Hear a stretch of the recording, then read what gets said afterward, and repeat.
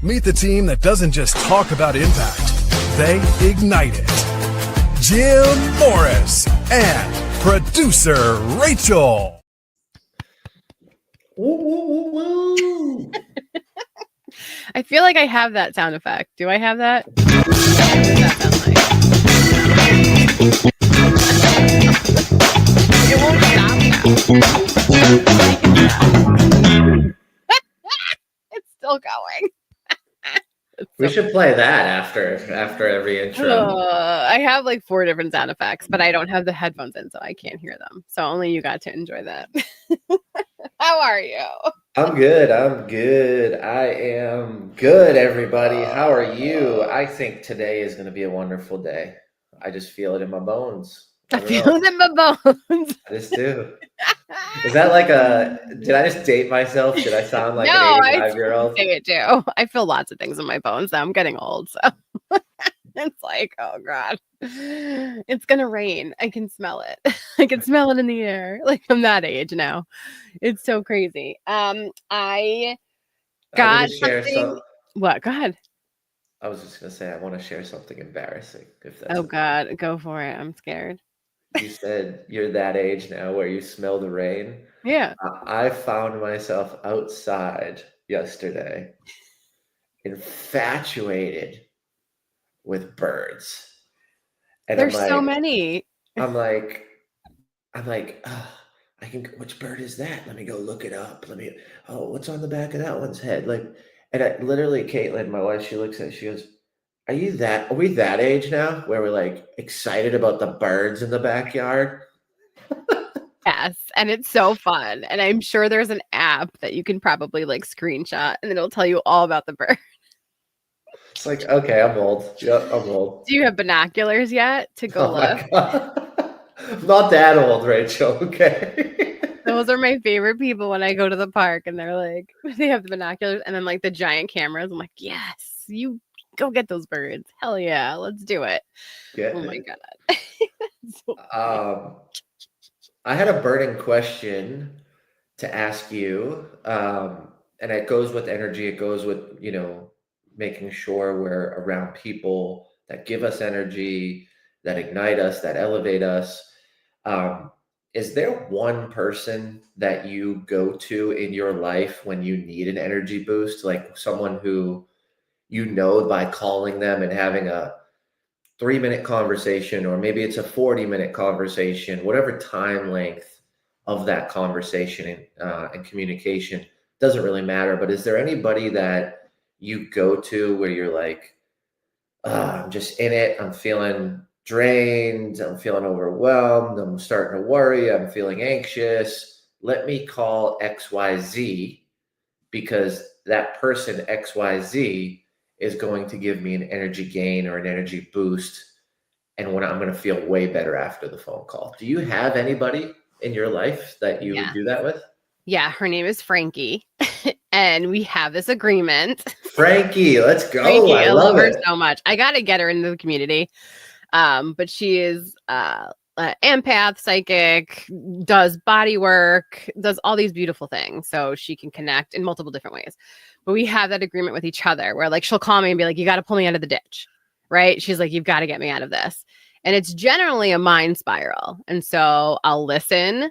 And then I also have to ask, and she does this with me too, where it's, do you want my advice and my opinion, or do you just need somebody to talk to? And so that's a huge thing to ask because I'm a problem solver. So immediately my go-to is just like, okay, this is what you have to do. But a lot of times she just wants to talk it out, right? Because saying the thing out loud kind of helps us. And so I do that with a lot of people that come to me for advice now, where it's like, do you want me to give you my like suggestion and like steps to take, or do you just want to talk about it? And it's the same thing with her. But usually when I'm calling her, I want the advice. Like, tell me what the universe is trying to tell me with this. And a lot of times it's great because you get pulled out of it just by talking it out. I think so many times we hold it inside. We're scared to tell people. We're embarrassed to tell people, or we don't have somebody to turn to. And so she's like, we have this agreement of like, if call me if you need to be pulled out. And she literally calls it, you got to pull me out of the ditch. You got to pull me out of the ditch. And then I'll call her, but usually I wait too long to call her where I'm at the, like, now I'm panicking mode instead of, hey, I have to talk it out. So she usually has more work on her plate when I'm the one calling because then it's like, she says, pull me out of the ditch. I say, talk me off the ledge. I'm always like, talk me off the ledge. Talk me off the ledge. So yes. And I feel very lucky that we have each other to do that. What a cool, like, I never even thought of the accountability partner, the upfront, honest, can I call you when I need you to pull me out of the ditch? Can I call you to walk me off the ledge? I never even thought of that. I was just thinking of this as like, who's that one person in your life that you could just reflect on right now? And it's like, wow, I need to call them more because they're so impactful. They're so helpful. But like, you set up a system, you set up a relationship to help each other. There's, what's the word? Reciprocity. I can never say that Reciprocity. word. Reciprocity. Man, I gotta practice that one. I always jack that one up. But like, that's a beautiful thing. I never even thought of that. Like, well, because it takes a certain I have a friend. person. We're doing this right now. I didn't even realize we're doing this. Wow. Well, it takes a certain just happens. person Mm-hmm. because she's not toxically positive, right? There are some people that I know I could call, but they have that toxic positivity. She's literally somebody that will say, can I slap you in the face right now?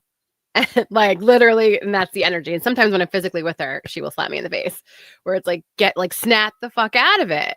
Yeah. And I love that honesty because she's not feeding into the energy that's going here, right? She's feeding into like, no, fuck that. Like, you're an amazing, successful, incredible being. These thoughts aren't you. Let's keep going this way. And I think my husband sometimes I'll go to, but he's too real, I think, where it's just like, put the emotions aside, like, let's talk logically about it. And sometimes I need to just have that emotional moment. Yeah. Then I can talk logically. So you kind of have to know who to go to in your life. Do you have that person? Is your wife that person sometimes, or do you feel like that's too heavy for her to always bear that burden? It's too heavy for her. We've had conversations about it. And I respect it. Like what she said, like any financial pressures or cash flow stuff, she's like, I can't handle it at the level you do. Like, I don't know how you take the risk you do. Like, it freaks me out. Like, I have no idea how you pull it off. Right. So like, it's admirable. When I hear those things, it's not like, oh, you're weak, you're supposed to be my partner. It's like, wow, that's admirable for you to say that. Like, for you to know that this just completely takes over your body if it's a cash flow thing, or if we're investing in something, or I'm trying to build a new product. Like, I've got 5 new ideas, right? Always. So like, I'm trying to always discern which one to invest in, but like, that's not something she wants to get into. And she wants me to own that. So like, I thought that was amazing as far as that situation or scenario. So yes, I think that side of it is a little too heavy. I think I reserve my wife's honesty, support, when I need it most. So she is the only one I go to when I'm about to crack. And when I was about to crack, and I remember this like it was yesterday, I'll probably get emotional about it, but 2023, sitting at the dinner table at 10 o'clock with no money, like zero. I owed $40,000 to the venue. They're calling me, credit cards are bouncing, like negative in the account. I can't get into my email. It just got shut off. I've got a huge email campaign coming up. I've got a pre-conference event. I don't have money that I've promised people that I would do. I didn't have money for the food, which is like $350. And I sat down at the table and I broke and I just said, I don't know what to do. And she was like, keep going. Like, you have to do this. Like, this is, no matter how it ends, you're in it. like there's no turning back. Like you got it. Right. So like in those moments, I need to reserve for her to show up fully like that, because if I bring her into everything all the time, it's not going to be conducive for her to think clear, to strategize, and to advise. Right. So I think she's my person at the ultimate worst. I also have a best friend from 6th grade. We share the same birthday. I talk about Steve in my TED talk, and I talk about this situation. Um, Same exact thing. So that conversation happened with my wife. I get back on the horse. I start selling some tickets, and then I realize that my sponsorship manager has sold nothing. And her spreadsheet is like 40K or 50K, and she didn't sell any of it. It was all a lie. She wasn't even calling people. She wasn't even doing it. That almost broke me immediately after that, like fall off, and then that rise and momentum. And then I'm down in like 10 layers deep. And I called Steve, and Steve's like, he had to walk me through who I was. He had to walk me through every situation that was really fucked up in my life that he's been part of, seen, navigated, or observed from a distance. And I'm still here standing. Right. And that was the person that pushed me, my TED talk, from 50% to 51%. And I believe that person is the catalyst to me following my dreams. So I think I need the in-between, the early stage accountability relationship. I don't think I have that solidified. I have a friend right now. He just came here for 4th of July. Good friend of mine. We're starting to do it, but I need to like identify and clarify it. Like you're like, I call my friend and she pulls me up, right? And it's not a handout, it's a hand up. And like I'm going and I'm moving and I feel good after, and she can call me too.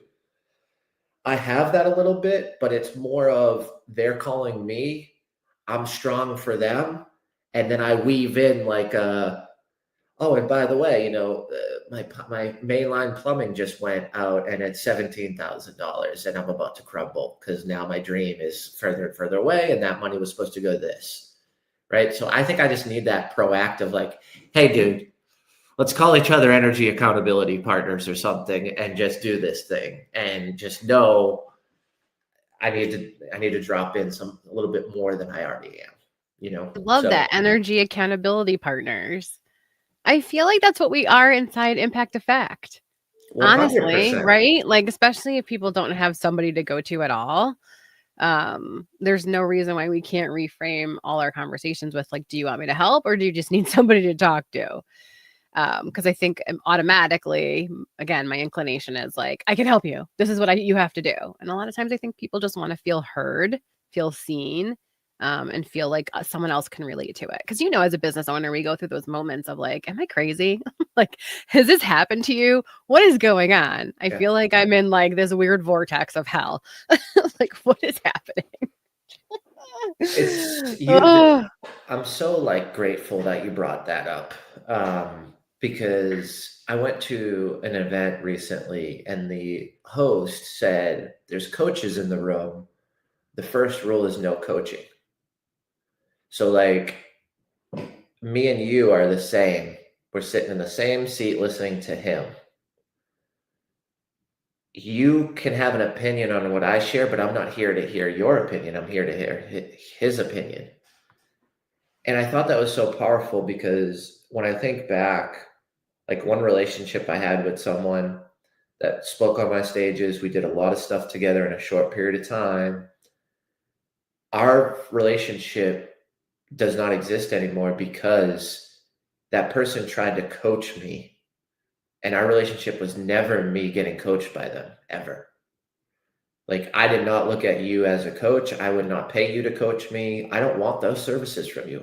I wouldn't pay, even if we weren't friends. Like, I'm not attracted to your coaching. Like, I don't agree with a lot of stuff you say. I could still be your friend, and I admire the passion behind your coaching, but I would never hire you. When that person started to coach me, and then they started to manipulate me, and I was like, I've never asked for this. I never asked for this. And I had to learn that with my wife, and I messed it up in our first year of marriage. I messed it up really bad. I was like, oh, that's the case. Well, this is what you should do, and this is what you should do, and this is what you should do. And it's like, okay, well, I'm sending you a calendar invite. So Thursday, well, this will be done. Okay, and then we'll get it. We'll put it on our cadence of accountability and our cadence of communication. So our team meeting on Sunday, that's you and me one-on-one. We'll talk about that then. And she's like, I just wanted to tell you that I don't feel worthy today, and I'm really tired, and I just wanted you to say I have days like that too. And it was like, wow, I think I'm helping. You want to stab me in my eyeball with an ice pick. Like, talk about poor and misguided communication amongst a marriage, right? And like, no one ever taught me that. No one ever said, Jim, you have a gift, you need to fucking turn it off more times than turn it on, especially with your personal relationships, right? Because I'm so used to that. Like we were talking about the other day, I'm so used to that person being like, tell me more. Like they lean in, they're like, I didn't know this. And you do this. And what did you say? What does that mean? Like, and I love that because I'm like, oh, I'm providing positive impact. So when I have to just listen and absorb and hold space, I'm like, am I making enough impact? I really want to say this. I really have something to say. Well, I don't want to leave this conversation and they don't think that I tried. And I'm like, Jim, they'll tell you, they'll ask you, what do you think about this? Or anything you come to mind that you could help with? Or like, they will ask if they want it, right? Whether it's a business call or my wife. And that's the thing. Like, I still mess this up because my generic mode is to coach. Is to problem solve. Like, how can I solve this problem for you? It's how my brain works. As soon as you start saying whatever it is. And so I love that your wife even said to you, though, like, I love that she was just like, no, I just want you to hear me out. And I just realized this is you want to problem solve, Rachel, because of how big your heart is. You don't want to see people go through the pain. If you can have a little bit of shared insider information and mitigate that pain. And that's why I was so bad at it with my wife, because she's the one person I don't want any pain to ever go through her body.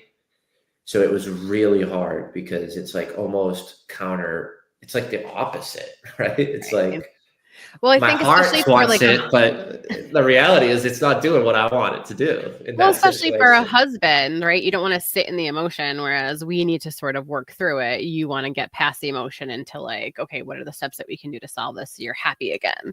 Yeah. And like we just think differently. So it's counterintuitive to like you literally biologically probably on some level. But at the same time, if you really just have that quick little sentence of, do you just want me to listen or do you need me to help you solve this problem? And generally it's both parts, right? I need you to listen first. And then when I'm ready to help you solve the problem, I will come to you or tell you, okay, now I'm ready to like, let's talk out the problem. I had it last night. I got a review copy of the book from Amazon KDP and I hate it. Not happening. It's just not happening. It's not going to happen. And I called my husband crying because I was just like, this isn't the vision. This isn't the size I wanted. This isn't the hardcover I wanted. The pages are crappy. Like this isn't it. This is not the product. And he walked me through it. Like, let me be in my feels, but then was like, okay, so you have to decide, are you going to keep moving forward now? Are we going to shift and completely away from Amazon, and take on this load on our own as literally our own publishing house now? And I really had to sit and be like think it out because he is, financially invested too. And it was just like, okay, yes. So he let me feel my feels. And then it was, okay, great. Now what? Now what are we doing? And it was like, now we're going full bore and doing this on our own without the help of one of the biggest distributing companies in the world. So we can do it. What an admirable decision to make. You did not jeopardize quality. You did not jeopardize vision. You did not jeopardize leverage. You're building it yourself. Admirable. Very Yeah, admirable. even my daughter looked at it and she was like, really? I was like, I know. And then she hated the artwork. So I'm literally going back to the very original version of the artwork, which is just the actual pictures. Because I got in my head that, if it was a publisher, they would most likely tell me it has to be cartoony, right? It's a children's book. So it has to have the cartoons. It has to be more illustrated.